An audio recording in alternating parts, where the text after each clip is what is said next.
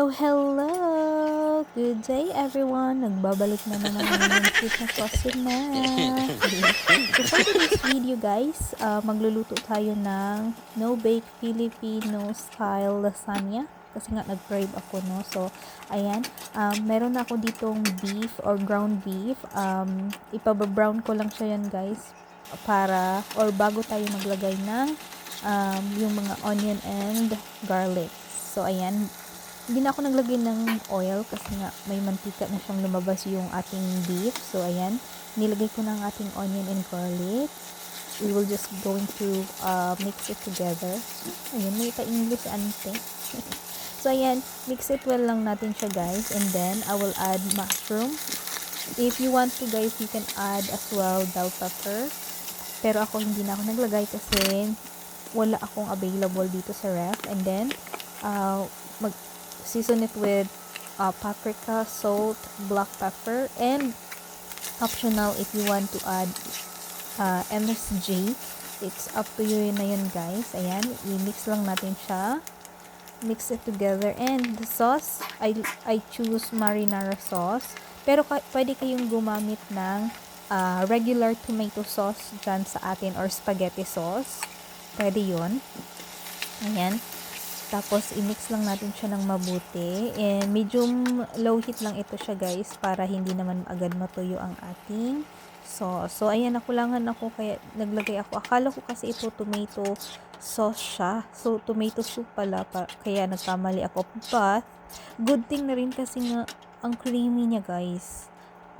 Napaka-creamy niya. Kaya, ayan. Pinahinaan ko din naman ng apoy. And then, nag-add ako dyan ng basil. Pwede kayong gumamit ng Italian powder or yan, seasoning. So, ayan, naglagay din ako ng sugar. Konting sugar lang naman para mag-balance din yan sa ating sauce. So, ayan. Mix it together lang natin siya, guys. And, huwag kalimutan tikman para ma-make sure nyo na okay na yung lasa. So, ayan. Tapos na ang ating sauce. Magluluto na ako ng ating pasta. Itong lasagna na pasta. So, magluluto lang ako ng 9 pieces kasi dalawa lang naman kami ng kakain ng partner ko para hindi naman masyadong marami. So, ayan. Depende yan just follow the instruction, guys, sa box. Depende yan kasi sa brand kung anong nabili nyo. Or, pwede nyo rin siyang lutuin hanggang maluto na siya, guys. Or, al dente ba yung tawag. Basta, ayan. And, ayan, lulutuin ko lang ito siya ng about 7 to 10 minutes. Ayan.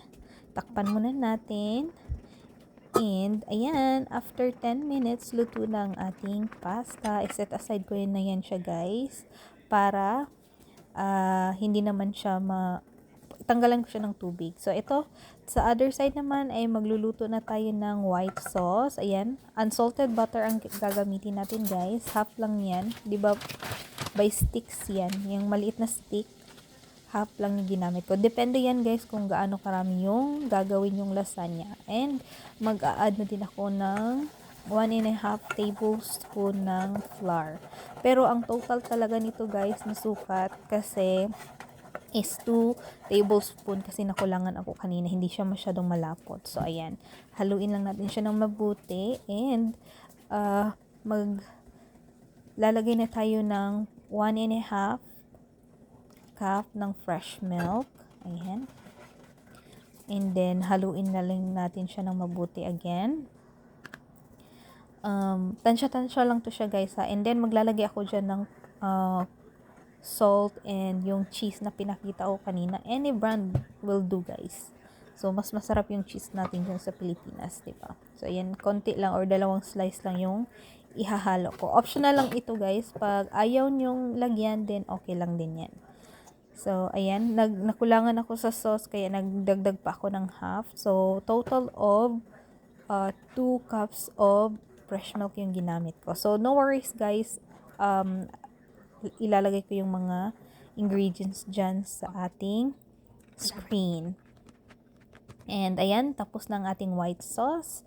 And, mag-a-assemble na tayo ng ating lasagna. Ayan, 3 piraso lang yung nilagay ko kasi maliit lang itong ating lalagyan. So, ayan, lagyan na natin ng meat. Yung ginawa natin kanina, meat sauce. Ayan. Diba? Masarap siya guys pag marami. And then, yung white sauce na ginawa din natin kanina. Ayan, ayan. Napakalapot, diba? And another layer. So, ayan. Another layer na tayo. Napakasarap na guys. Another sauce again. Ayan. Pasensya na kayo guys. Kasi may aso akong katabi dito. So, kapag naririnig niyo yan, pasensya naman. Ayan. Pag na ganyan na siya, another sauce. Again, napakadali lang ng ating ginagawa, guys. Ayan. Napakasarap na. And lastly, last layer na ito, guys. Ayan. Ayusin lang natin ng mabuti. Ayan yung lasagna na pasta. Then, itong meat sauce na ginawa natin kanina. Ayan. Napakasarap na. And, eto na guys. Lastly, ay yung white sauce. Ibuhos na natin guys para hindi masayang, no? Lahatin na natin siya. So, ayan. Napakasarap. And, since ito yung top, maglalagay din ako ng ginayat ko na cheese. Yung shredded cheese kanina. So, kahit anong cheese naman pwede. Basta kung anong meron dyan available sa inyong kusina. Ayan na ang ating lasagna. Ayan na nga. Mas masarap pala to guys pag yung napalamig mo ba. Hindi na makaintay itong aking mister. Kaya ayan oh. Parang lusaw siya tingnan. Kasi nga kaluluto pa lang. Kinain agad, ay hindi makahintay, bahala ka dyan. Basta ako, mamaya pa ako kakain itong ating lasagna. Pero sabi niya naman, masarap daw sabi niya. So, ayan lang guys. Thank you so much for watching. And sana may natutunan kayo. Bye-bye everyone.